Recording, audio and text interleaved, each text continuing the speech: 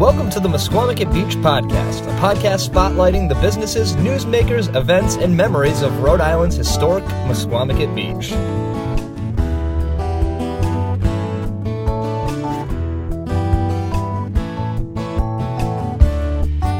Hello, everybody, and welcome back to the Mesquamaket Beach Podcast. My name is Ben Barber. I am one of the producers of the show.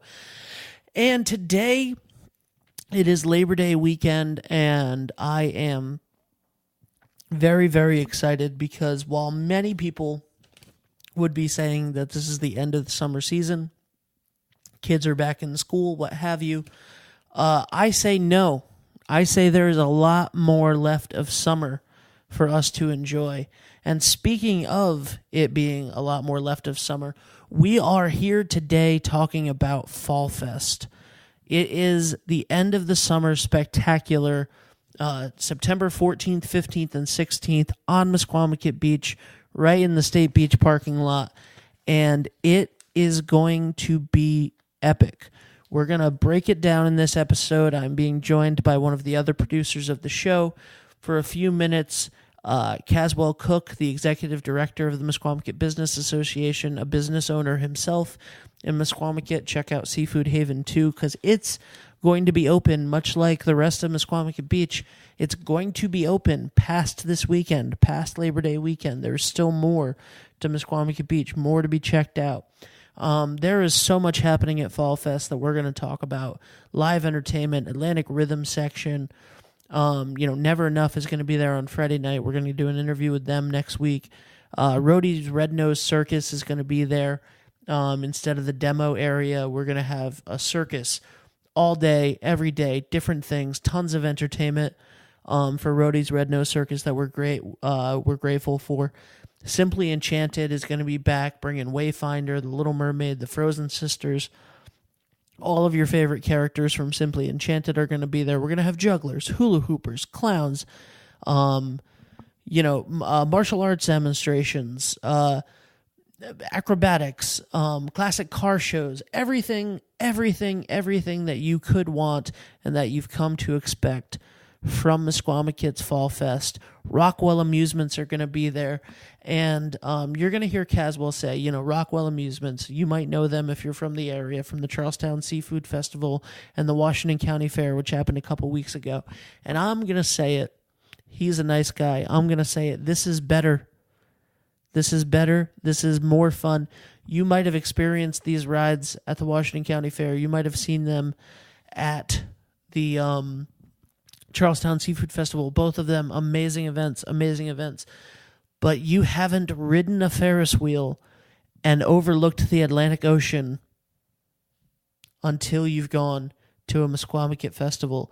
So Mesquamaket.org is where you'll find all of the information on everything that is open and when things are open until, because it's Labor Day does not mean we're closing up shop. The beach is open, the businesses are open, they're ready to go. A lot of the tourists are going to go home.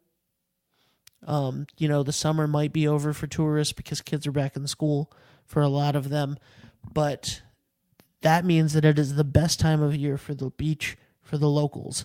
And we're going to go down there, and we're going to have a lot of fun. Things are open for, several weeks still, months.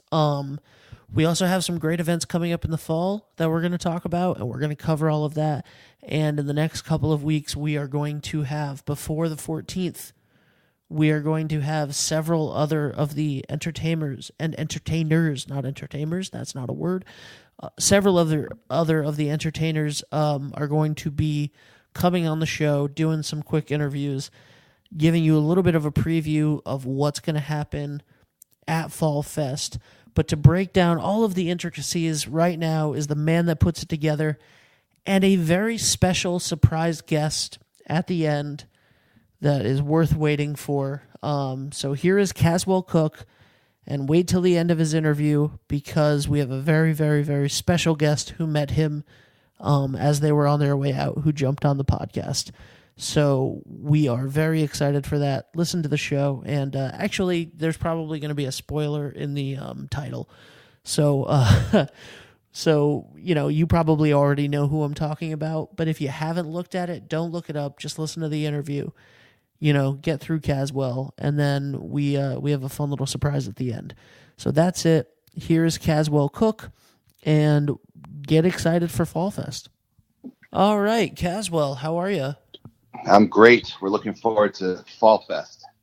I'm looking forward to FallFest too. As I said, it's September 14th, 15th, and 16th on the State Beach, and you can purchase tickets early at MusquamaCatFestival.org and all of that fun stuff. And Atlantic Rhythm Section is headlining Saturday night, the 15th at 8:30. Can you tell us a little bit about them?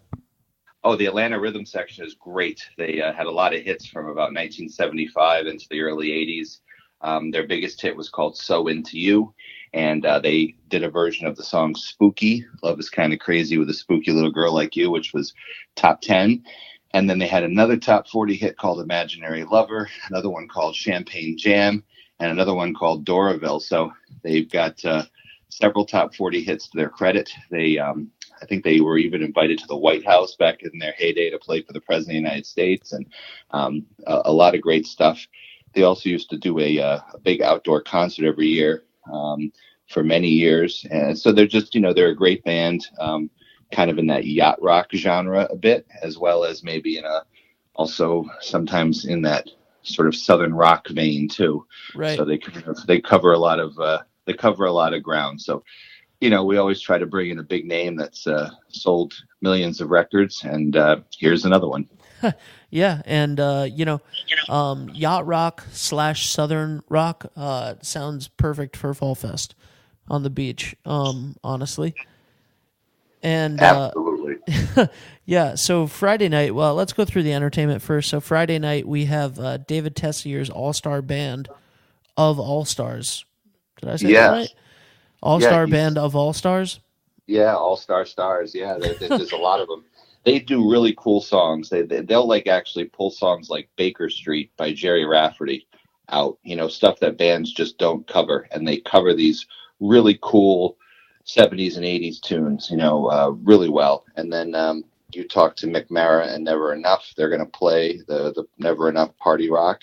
So that's Friday night. And then Rhodey's Red Nose Circus. There's a whole lineup. You can go to MusquamaCatFestival.org. But the lineup talks about who they're bringing in all weekend. But in the Red Nose Circus area, which formerly was our demo area, there's going to be fire dancers, hula hoopers, jugglers, clowns, LED performers, martial arts, keepers, martial arts, magicians, aerialists, dance troops. And then we've got Princess Anna and Elsa, Wayfinder and Little Mermaid. We have the Magic of Larry and David on Saturday. We've got a lot of food trucks. We've got a classic car show Saturday, 11 to 3. And all this is brought to you by The Wolf and Foxwoods Resort Casino and the Westerly Hospital, the Pleasant View, South County Tourism Council. Those are our main presenting sponsors that we always want to give a shout out to. And then Sunday, we're bringing our friends from New Jersey back, a band called The Criers, who have played with everybody. In fact, Joe Orlando this week, the leader of The Criers, is playing at the Cavern Club in Liverpool. So, oh, wow. as you know, Ben, there's always some kind of a connection to a Beatle, or I couldn't book it. Yeah, if there wasn't a Beatle connection, it wouldn't be a Musquamacat Festival helmed by Caswell Cooke. Correct. Now, go ahead. Sorry. If I drop your name on a podcast when I'm actually talking to you, do I still get the extra bonus for dropping your name every episode? No, we don't want to drop. It's too much on them. No, I'm joking. Speaking of dropping, you just dropped out for a second when you said that. So which is good because we don't need to plug you anymore.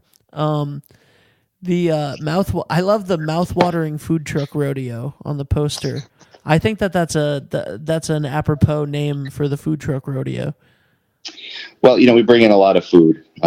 We've got some great people that have been there for years. The Sub King, Garrow, and his wife Kitty, who do the big sausages and all that stuff, and the steak sandwiches. And then we've got Nutmeg Concessions. They've come every year since the first year, because this is the what is it, the 8th annual. So we've done this festival twice a year. We've done this. This is our 16th festival in the last 8 years. So we've got some regulars in the food and also the arts and crafts areas. So we've got lots of stuff going on for sale, whether it's, cider and donuts to the fair food you would expect, like cotton candy and candied apples and popcorn and kettle corn.